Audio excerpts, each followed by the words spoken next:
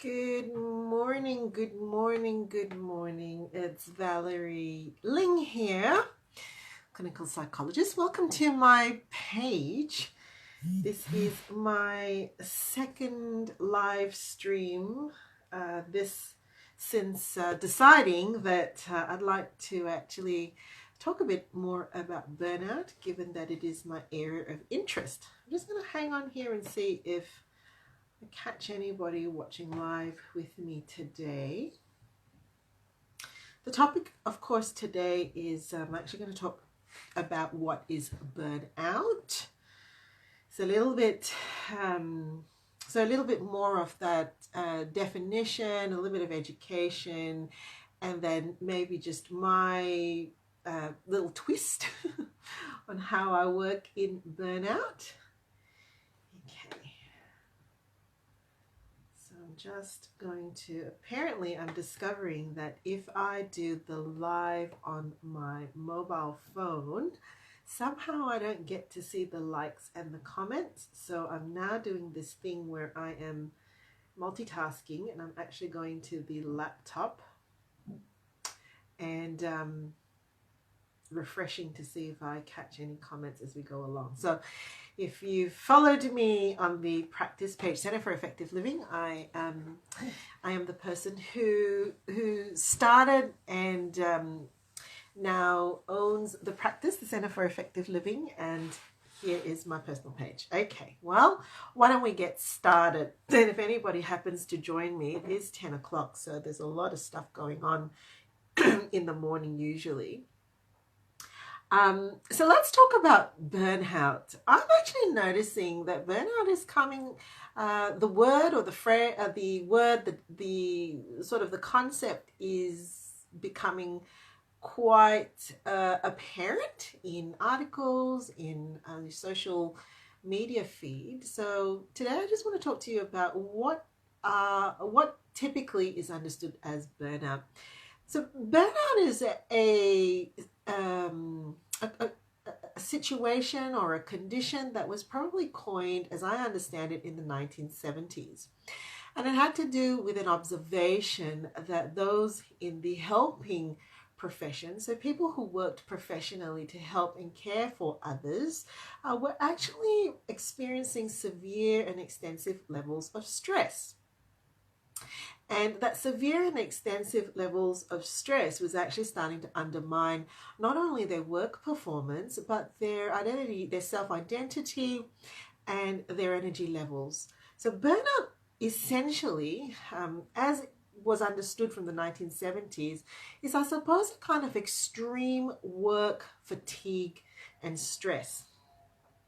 Now, the Maslow burnout inventory probably came to be the more popular and the more recognized way of actually measuring burnout. And it has three components, or the idea is that burnout has got three elements, three clusters of symptoms or areas of symptoms that if you're experiencing those things in those three areas, you probably are experiencing burnout. So what are those three areas? Well, first of all, extreme physical and emotional exhaustion. So the point where you're actually getting out of bed or struggling to get out of bed to actually do the things that you need to perform at work. So physical and emotional exhaustion. The second is a degree of cynicism and a kind of a detachment, like what's the point anyway? Not actually wanting to interact with people, especially the people that you're helping, and starting to actually feel like you want to actually withdraw from the work. And the third area is an impacted sense of accomplishment and a sense of achievement. So really not feeling like you're actually making that difference that you want to make, that you're actually not achieving or accomplishing the things that you feel are meaningful to accomplish. So those three areas typically, when measured and if significantly impacted, start to suggest that, okay, someone is experiencing burnout. If that's something that you've come across, please do send me a like or shout me a comment, because in the professional literature, burnout's probably something that is defined and then gets redefined. And is it only in the helping professionals? What about in everyday life, people who care for others? mothers, people who are juggling lots of roles in their world and in their life. Now, the important thing about burnout, and probably the reason why I'm quite passionate about it as a clinical psychologist, there's lots of overlap with depression. So, diagnostically speaking, burnout does share quite a lot of similarities with depression, particularly because it impacts a sense of self-worth, it impacts your sleep, it impacts your mood. It gives you really a sense of impacted memory and concentration. And so sometimes there's this kind of a toss-up of, am I burnt out? Am I actually getting depressed? And people that I generally work with are really quite concerned about that. So I would suggest that in any case, when you're feeling these things, it is probably best to speak to a health professional. Start with a doctor, probably then take it from there to see if what you're experiencing is the product of a work impacted situation in which burnout starts. In other words, the thing that you're working in starts to impact those three areas. But if held in that prolonged stress state, can spill out and start to impact your other identities and your other roles, whether it's your personal life, and it feels like even though you're out of work, the mood just isn't lifting. All right, so that's some of the technical stuff in terms of the definition of burnout.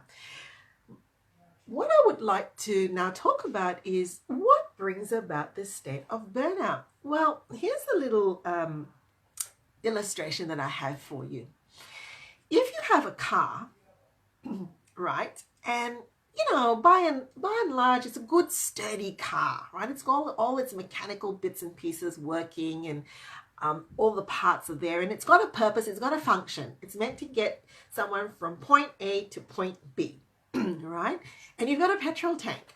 And as long as the mechanical bits or all the components of the car is working and it's being maintained and taken care of, and you pump in the fuel into the tank, that car is going to go chugga chugga chugga chugga chugga chugga chugga chugga.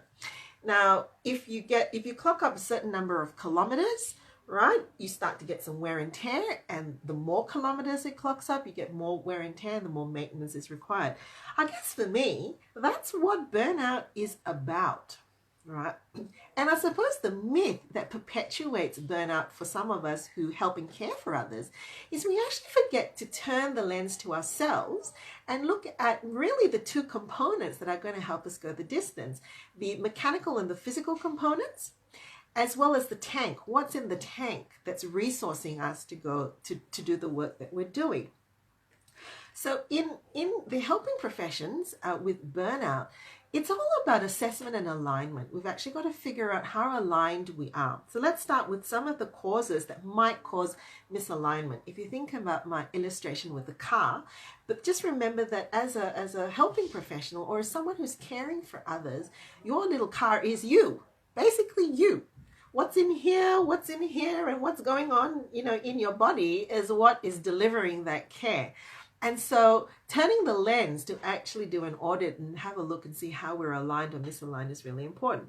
Okay, so what are some of the causes? What are some of the things that can be a real drain on the fuel tank as well as a real wear and tear on the person? Well, first of all, lack of clarity, lack of role clarity. Oops, someone's calling me. Let me just decline that. So a lack of role clarity where you're actually not quite sure what you're supposed to do. You might have unclear expectations. You might have unclear tasks. You might have, maybe you're transitioning into a new sort of a role, or maybe your role has blown out. For some of us who are psychologists, when we're actually owning a business, we're no longer just sitting in the role of helping our clients, but we're starting to need to juggle quite a few of the other roles that comes together with the business, for example. So definitely a lack of role clarity does impact the wear and tear. Related to that is unclear expectations. We're not actually sure what performing we're not actually sure whether we are supposed to be doing this or doing that. And more than likely, in the helping professionals, we have unrealistic expectations of ourselves because we place such a high value on looking externally to actually figure out how we can help and problem solve for someone else. We actually amplify our expectations of ourselves to be able to deliver that. Let me say that again. We amplify the expectations that we have on ourselves to deliver that. Why? Because we haven't looked more broadly into what are all the other systems, what are all the other elements and dynamics that require us as an individual to deliver that care. So let me talk about some of those systems for a little bit. If you heard my Fire in the Belly live video I did a couple of days ago, I actually hinted at it, or I talked about it. You see, when we're helping and caring for someone, it's not just what we're saying or thinking that fuels that. There's lots of other things, right? There's all kinds of other mechanics and tanks that need to be tanked up. First of all, there's your intellectual capital, right? So there's actually what you're feeding your mind, what skills that you're growing, your own personal growth. And if you're only giving and doing and not replenishing that, you're actually going to start to feel and start to have self messages thinking, I can't do this. I'm not competent. I don't have the latest techniques. I'm not up to date. And the more that's happening, you're going to start feeling a kind of a self-doubt. So the first thing to think about is your intellectual capital. How are you growing that? Where are you at the moment? Have you done some visioning for that? Have you set yourself some learning and growth goals for your intellectual capital? And what's refilling that, right? So capital is there. It gets used, right? It gets depleted. And then you need to fill it up. You need to be resourced. Then you need to look at things like your emotional capital, your emotional resources. What's going on in your other parts of your life? It's not just you close the door and you helping someone and the whole world blanks out. No, there's going to be your own personal emotional. Where are your vulnerabilities? Things that's going on in your family, priorities and seasons of life at the moment. It could be a time where you've got young children, or maybe you've got aging parents, right? So your own emotional resources, and actually tapping into that and saying, well, where else are my emotional resources going? And how replenished am I in those other areas? Is it a case that I actually need to put some boundaries on the type of work that I'm doing so that I have enough resources to give to that area, right? So emotional resources. Then we look at social resources, right? And that's to do with the degree to which our relationships are actually providing us with input. We need professional support relationships, the degree that you're meeting up with your own mentor, with your own coach, with your own debriefs. Do you have someone to pick up and call? Have you named that person when professionally you're having an issue and you really need that support? Is there that person on the other line? Are you actually filling up those tanks weekly, monthly? Are there yearly plans in place for you to continue to connect with the people professionally who provide you with support, but also personally? When was the last time you had fun? When was the last time you experienced yourself, not just in that serious giving mode, but also in that fun mode, right? The all of you mode.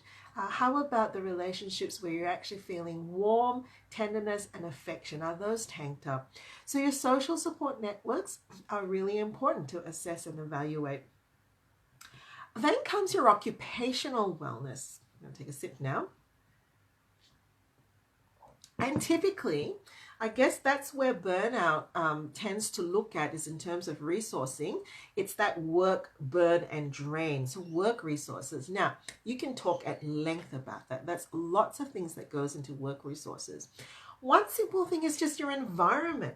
How is your environment set up to actually bring about interaction with others? Is it ergonomically set up? Is it set up to be in sync with the way that you work, right? So there's the physical environment. Then there's the collegial elements in the work environment. How are you interacting as a team? Is there high conflict? Do you actually have a way to resource one another? Is that clearly spelt out? And then there's the authority structure. Who are you reporting to? Do you know who you're reporting to? Do you know where to go if you actually need a technical solution, or where you need to report something to someone? What happens in a crisis? Do you know what to do? Do you feel that you've been supported and coached and given feedback?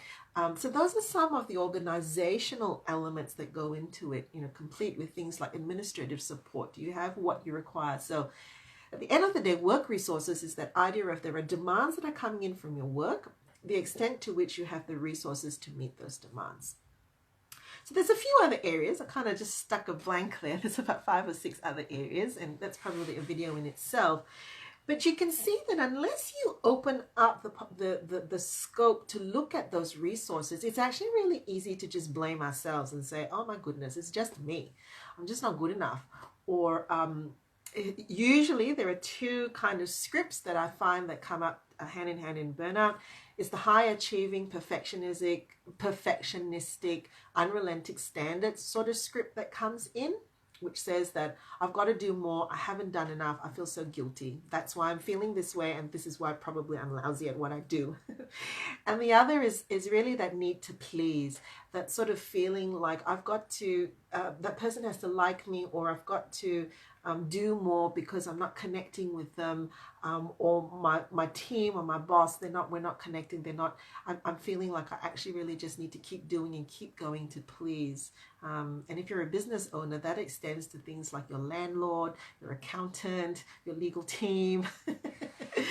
Right.